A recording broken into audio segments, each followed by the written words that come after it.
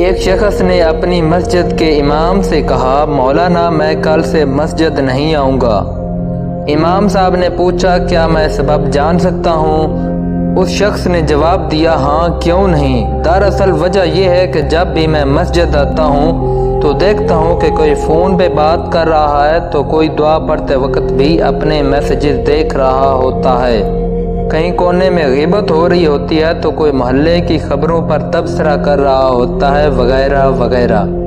امام صاحب نے وجہ سننے کے بعد کہا، اگر ہو سکے تو مسجد نہ آنے کا اپنا آخری فیصلہ کرنے سے پہلے ایک عمل کر لیجئے۔ اس نے کہا، بالکل تیار ہوں۔ مولانا مسجد سے متصل اپنے حجرے میں گئے اور ایک بھرا ہوا گلاس پانی کا لے کر آئے اور اس شخص سے کہا، یہ گلاس ہاتھ میں لیں اور مسجد کے اندرونی حصے کا 2 چکر لگائیں، مگر دھیان رہے پانی چھلکنے نہ پائے۔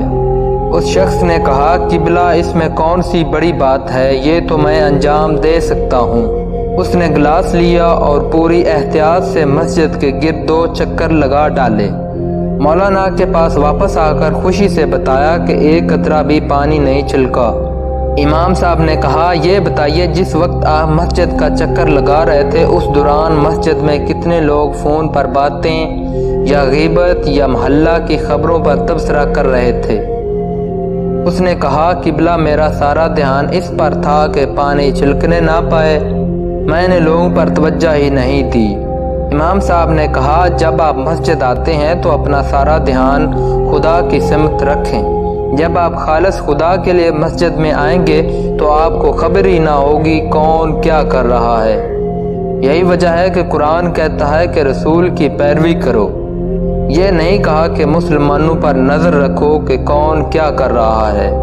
خدا سے تمہارا رابطہ تمہارے اپنے اعمال کی بنا پر مضبوط ہوتا ہے، دوسروں کے اعمال کی بنیاد پر نہیں۔